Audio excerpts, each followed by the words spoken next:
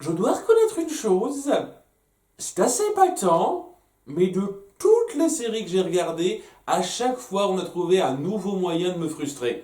Donc c'est dingue, hein.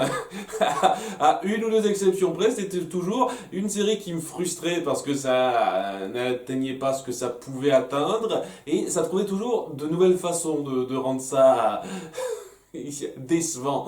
Et voilà, c'est particulier avec Steven Universe comme on n'a pas eu jusqu'avant.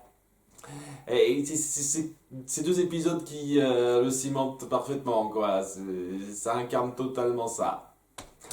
Donc après quatre épisodes assez forts où il y a beaucoup de changements, où il y a des choses à gérer, beaucoup de trucs à prendre en compte, à réfléchir, on va passer deux épisodes à se poser et à pas trop réfléchir. À mettre en avant des conflits qui sont pas forcément les plus sensationnels qui soient. Et ouais, je sais pas, j'ai du mal, j'ai un peu de mal à prendre ça bien en fait. Donc ouais, l'épisode 5, ça commence sur Steven qui, après une conversation qu'on ne montre pas du tout avec tout le monde sur son retour, accompagne Connie chez elle et Connie se sent assez dépitée face à lui, légèrement en colère contenue face à lui lorsqu'il la accompagne alors que lui il est tout complètement bête de ne pas remarquer le problème en dépit du fait qu'elle finit par lui dire on s'était entraîné ensemble et t'as abandonné. Et elle lui dit cache ça et il lui dit oui mais j'avais pas le choix et puis bon tout s'est bien passé, il y a pas de problème. Comme ça sans aller plus loin. Et Steven qui est quand même censé être le spécialiste des émotions, de l'empathie, hein, c'est un peu son truc, il se rend pas compte de ça. Hein, qu'il y a ce problème chez Connie. Et puis j'apprécie quand même que Connie ait tout de même, je lui reconnais pointer un problème que j'avais, quoi. C'est-à-dire le fait que Steven a tout de suite lâché l'affaire et c'est tout de suite parti sur l'option je me rends, quoi. On essaie un tout petit peu de donner de la signification à ça, même si tout de même au niveau de l'épisode final de la saison 4, ça reste un problème pour moi. Mais bon, au moins on essaie de rebondir dessus, quoi. Et bon, une fois que c'est passé, ça, eh ben, on se pose en fait. Hein. Il y a Steven qui va juste prévenir un peu les gens. Ça dit elle est triste d'apprendre que Lars est dans son coin. Mais il dit c'est pas grave, hein, il va bien. Alors que bon, c'est particulier quand même. Il y a des gens pour veiller sur lui. C'est bon, il va s'en sortir. Et puis tu pourras le voir quand tu veux en passant par Lyon. Hein. Et c'est pas un truc qu'elle veut faire tout de suite au passage.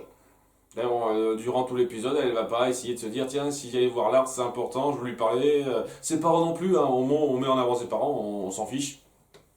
Non, on n'y pense pas à ça. On n'essaye pas.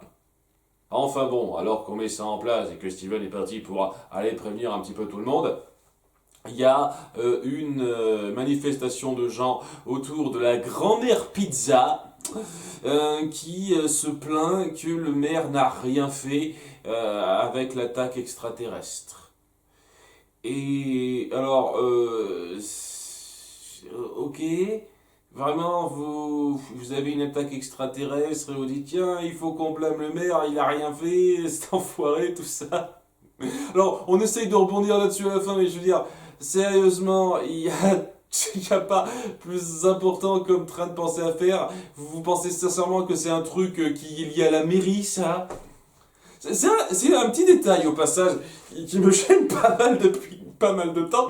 C'est le fait que, voilà, il y a des manifestations extraterrestres assez graves et c'est juste Beach City. Alors qu'il y a tout un monde, hein, un pays autour et des villes, tout ça à côté, on s'en fout de ça, on n'y pense pas. On a clairement des preuves avec ce qui s'est passé depuis le temps, logiquement, qu'il y a des attaques extraterrestres et le gouvernement s'en fout royalement. Le gouvernement du pays, du monde, on s'en fout royalement de ça. C'est juste Beach City, on garde ça entre nous.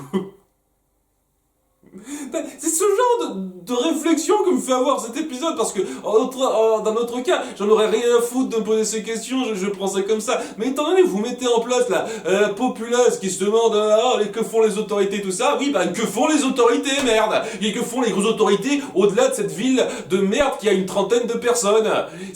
Elles font quoi les autorités, putain? Rien. Si vous voulez vous pencher là-dessus, il y a énormément de questions qui sont beaucoup plus graves que oh le maire de oui il a rien fait, hein. En tout cas, voilà, tout le monde se plaint un petit peu et Steven voit ça comme quelque chose de super important, une urgence à traiter, et il vient donc voir le maire de oui pour lui en parler alors que tout le monde lui en veut. Il essaye de faire un speech où donc Steven reconnaît ses fautes, le maire n'était pas au courant, c'est un peu ma faute si tout est arrivé, et au passage, ouais, personne lui en veut Steven pour ça. Enfin, alors qu'il le dit, hein, la population, c'est ma faute hein, si j'ai attiré les gens à cause d'une liste de noms que j'ai dites, voilà, les gens s'en fichent.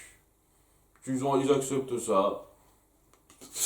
Il n'y a personne qui a un ressentiment contre lui par rapport à ça. Aucun proche ou quoi que ce soit, aucune personne qui a craint pour sa vie, non, on s'en fiche.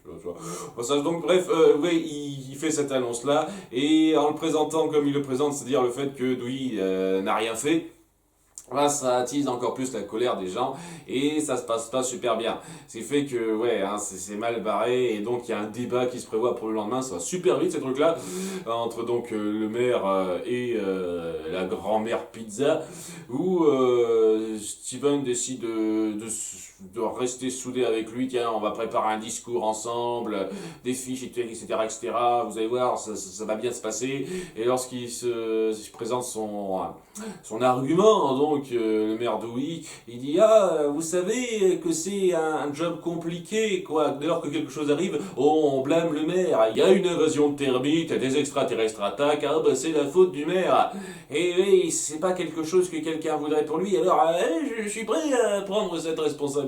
C'est très mal présenté, c'est du gag ça, presque. Et il y a un moment donné, il y a la grand-mère Pizza qui finira par avoir le beau discours autour de ça, et c'est le message pseudo-politique qu'on veut faire passer, qui est vraiment pas mauvais en soi, mais mal amené dans un contexte où vraiment j'en ai rien à foutre quoi. Où elle dit vous savez, vous avez un peu raison, on passe notre temps à pointer du doigt un responsable, c'est pas ce que je veux faire, je veux tendre la main aux gens et pas pointer du doigt et pour les aider, les bonnes ficelles de discours basiques qui passent bien grossièrement là, et ça plaît bien aux gens qui sont prêts à l'accepter, et Dewey se dit je savais quoi merde, elle sera sans doute meilleure que moi, donc je me retire du poste, elle peut prendre les clés, tout ça, tout ça. Alors que maintenant on va voir un autre maire de la ville. Ok. Ça va changer énormément de choses, j'ai l'impression. Et Steven se sentira blessé par cet abandon parce qu'ils ont bossé ensemble, ils ont œuvré en duo pendant une longue période de temps, toute une nuit, et tu lâches l'affaire comme ça sans faire confiance à ce qu'on a mis en place. Hein. Je trouve ça terriblement vexant. Oh mais attendez, c'est exactement ce que ressent Cooney. Parler, elle est tellement subtile, tellement subtile. Et ça se termine là-dessus.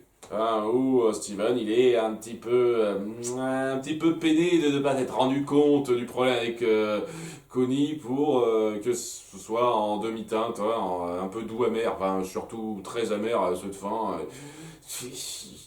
C'est pour ramener à ça, vous auriez juste pu mettre 1 minute 30. 1 minute 30, vous avez bien la même chose, quoi. Steven raccompagne Connie chez elle, enfin via Lyon, parce que Lyon fait l'aller-retour sans problème maintenant avec Connie sur son dos seulement. Et merci la moto. Et juste après ça, au moment où elle raconte ce qu'elle a sur le cœur, ce qui est assez évident, il comprend, mais lui laisse pas le temps de répondre, et il se sent mal, et paf, voilà, on passe au moment où il essaye de lui parler quand même, et où ça va pas bien. Voilà. Et c'est pareil, 1 minute 30. Mais non, on a tout ce délire sur le maire qui se fait remplacer. Est-ce que ça va apporter quelque chose ? J'en ai presque limite rien à foutre. Vous savez, c'est Ça me peine tellement de dire ça. Ça me peine tellement de dire ça parce que à la fin de la saison 1, au début de la saison 2 même, j'avais une attache sincère envers ces gens. En dépit du fait qu'il y en a certains que j'aime moins que d'autres, mais voilà, il y avait une attache assez sincère qui s'était un peu nouée envers cette communauté. Et rien, là, je m'en fous d'eux. Vous avez tellement mal exploité ces gens-là pour être la distraction sans intérêt régulière de ce qui devrait être l'intrigue principale que je m'en fous d'eux maintenant.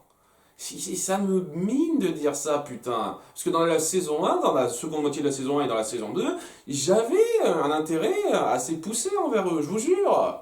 Là, je m'en fous. Parce que vous me mettez dans des situations où c'est pas ça qui est important. Mais c'est toujours des conneries sur lesquelles on perd du temps. Des conneries qui ne méritent plus d'être mises en avant aussi fortement après la mise en place que vous avez, quoi. C'est ce qui devrait être important, c'est comment on gère le problème de Lars. Le fait que le Homeworld sache maintenant qu'il y a une rébellion sur Terre, que Steven s'est barré, qu'il y a une tonne de choses à gérer là-dedans. Et on ne prend pas 5 secondes pour en parler durant ces 2 épisodes. Pas 5 secondes pour parler de ça. Non, non, il faut qu'on considère les sentiments de Connie. Alors c'est un peu joli, ça, c'est pas mal, mais voilà, on considère les sentiments de Connie, les sentiments de Steven, comment ça se passe pour la vie, là, qui accuse le maire, tout ça, oui, je m'en fous. Je m'en fous, c'est pas le plus urgent tout de suite.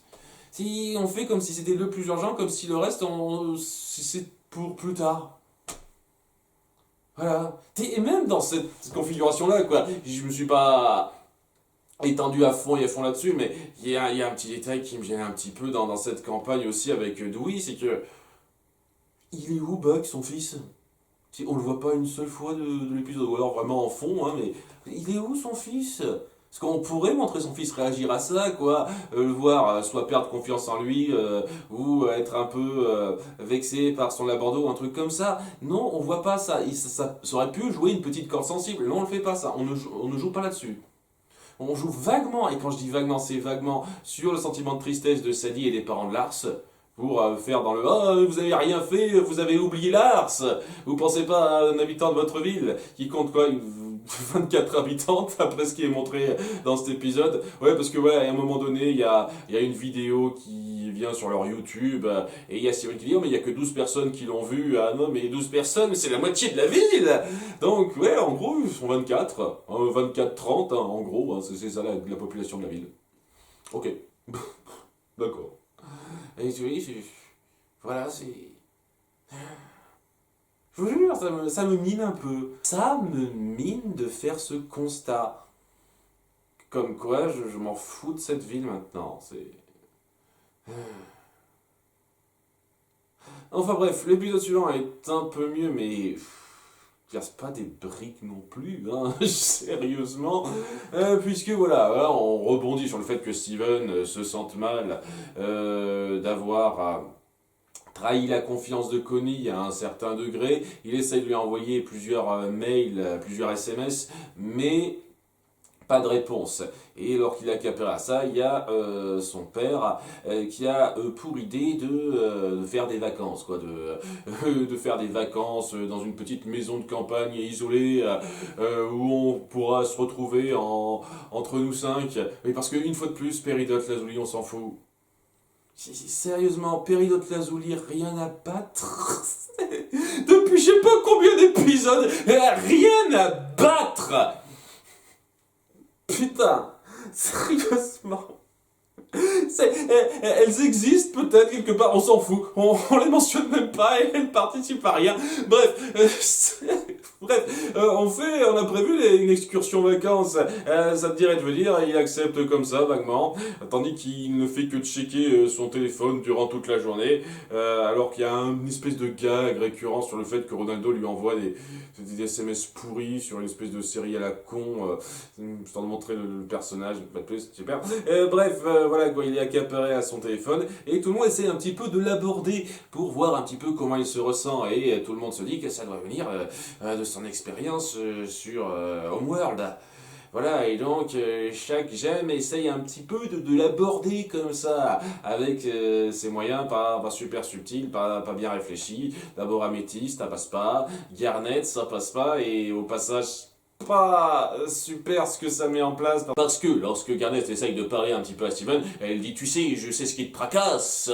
Voilà, ce qui s'est passé il y a plus de 5700 ans, c'est normal de se sentir coupable, mais c'était une configuration particulière, tu sais, Pink Diamonds, je sais, qui dit Steven. Ouais, alors, je sais, je suis pas sûr, hein, il y a certains trucs que tu sais pas forcément que Garnet pourrait savoir, hein. Mais apparemment, t'en as plus rien à foutre pour l'instant, parce que tu penses seulement à Connie. Et ça va amener le dernier point, la chose qui est particulièrement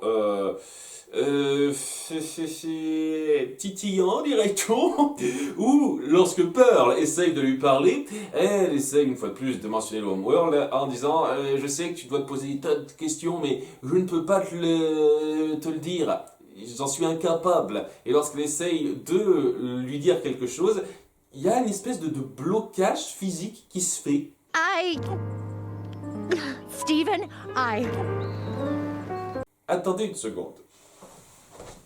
Est-ce que vous essayez maintenant, à la saison 5, de me dire que la raison pour laquelle nos gemmes ne disent rien à Steven, c'est parce qu'il y a quelque chose qui les bloque physiquement, qui les empêche physiquement de faire ça?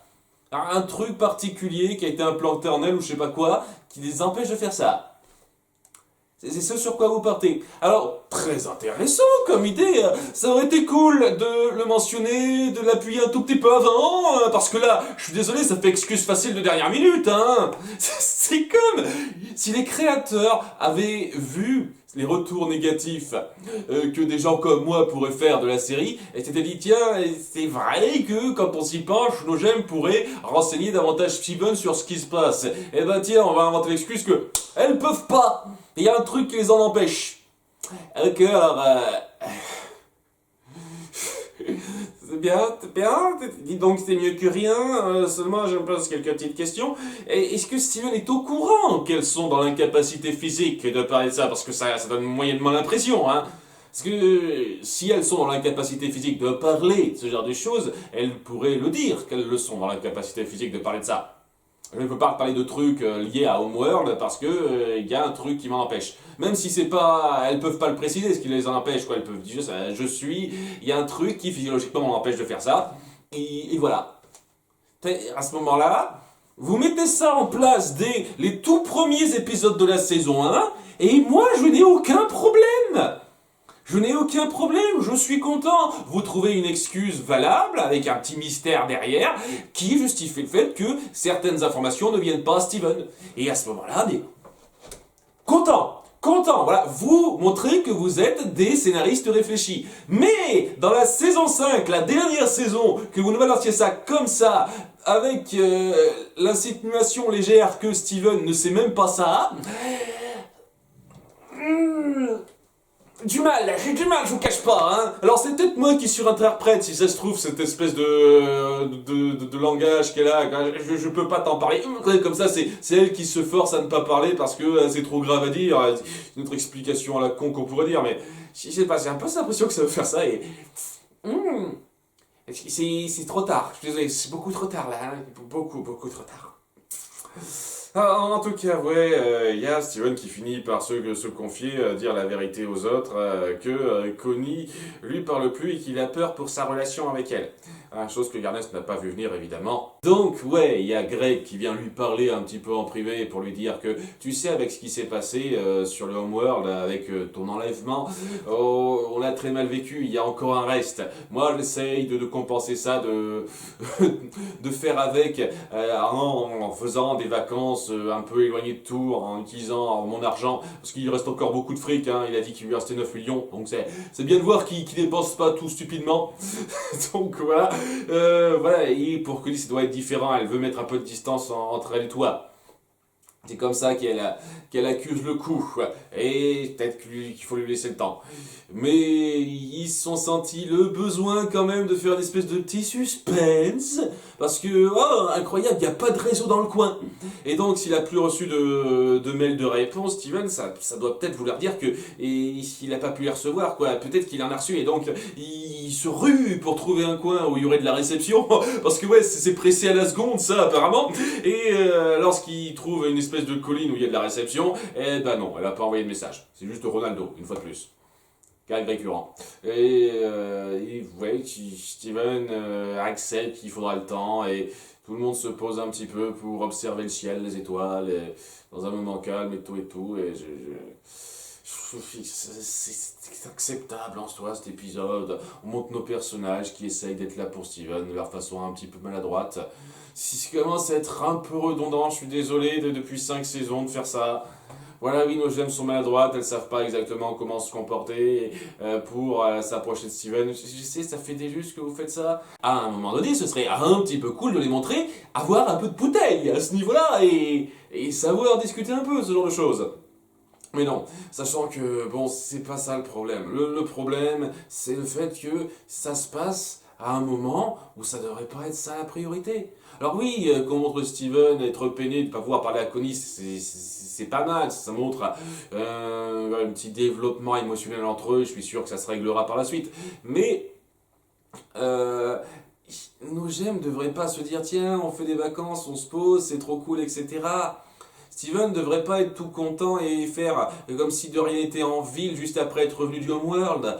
Nos personnages devraient réfléchir à fond aux problèmes en cours, montrer qu'ils essayent un tout petit peu de prévoir par rapport à ça, de se préparer. Mais non, ils le font pas. En 2 épisodes, ils le font pas.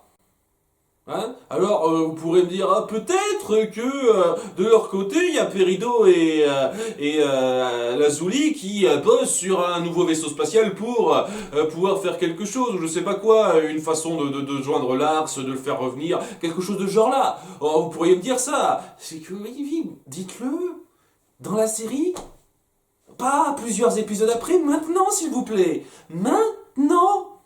Je veux que vous me montriez, s'il vous plaît, que vous faites gaffe à vos urgences. Putain de merde! Pourquoi vous en avez rien à foutre des urgences que vous mettez en place? Pourquoi il faut attendre 10 épisodes pour qu'on y revienne et qu'entre-temps vous fassiez comme si de rien n'était, bordel de cul? J'en ai marre de ça, j'en ai tellement marre! Sérieusement, cette série me gonfle avec ça! Oh! Punaise! J'espérais tellement que cette saison 5 évite ces écueils-là, avec le fait qu'il y a tellement de choses à raconter et que, voilà, il y a un nombre limité d'épisodes. Mais non, il y a ces écueils-là qui vont se poursuivre. Ouais, super, ouais, génial. J'en peux plus de ça, j'en peux plus, je sature de ça. Je vous jure. C'est déjà, dès la saison 2, j'en avais marre de ça un petit peu, mais je faisais un tout petit peu avec et ça gâchait rien, mais là, je vous jure, je peux plus. Hein. Je peux tellement plus supporter les épisodes comme ça. Qu'importe leur qualité intrinsèque, je peux tellement plus. Donc ouais, hein, tous nos gemmes ne se posent pas de questions, prévoient rien, elles vont prendre le truc au fur et à mesure à nouveau.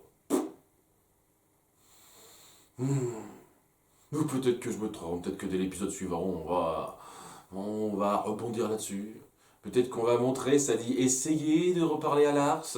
Parce que ouais, une fois de plus, dans l'épisode où Steven lui en a parlé, elle s'est pas dit tiens, est-ce que je pourrais utiliser Lyon pour aller parler à Lars? Non. Peut-être qu'on va le faire dans pas trop longtemps. Peut-être que l'épisode suivant, ça comblera ça. Mais ces 2 épisodes, en soi, non. Je peux pas. C'est particulièrement frustrant parce que ça démarrait sur les chapeaux de roue, quoi. 4 épisodes bien foutus, ça met en place la tension, ça met en place des questionnements qui, au passage, donnent l'impression qu'on va pas vraiment revenir dessus. Je vais parler rapidement de ça, il y a tellement de choses que j'ai envie de parler, quoi. Genre, dans l'épisode 2 que j'ai adoré, on mettait en place le fait que c'était bizarre quand même que Rose soit accusée d'avoir tué Pink Diamond alors que elle devrait être protégée et à ce moment-là, si elle l'avait tué, ça se serait remarqué. Et pourtant, on dit juste elle a brisé Pink Diamond et on n'en sait pas plus. Ce genre de choses, c'est intéressant. On ne revient pas là-dessus. Et dans une conversation qu'on a, il me semble, oui, entre Pearl et Steven, que ça essaye même pas de rebondir là-dessus. Que ça fait comme si c'était juste un gros bluff qu'elle avait balancé, la zircon de l'épisode 2, et que, ouais, non, si, Rose a bien détruit Pink Diamond, c'est comme ça, et puis voilà. Et c'est pas, vous voyez la conversation entre Pearl et Steven, et ils font comme si, ouais, oui, c'est bien ça, Rose a détruit Pink Diamond, ouais. Ok. Ça devrait pas plutôt être. Non, non.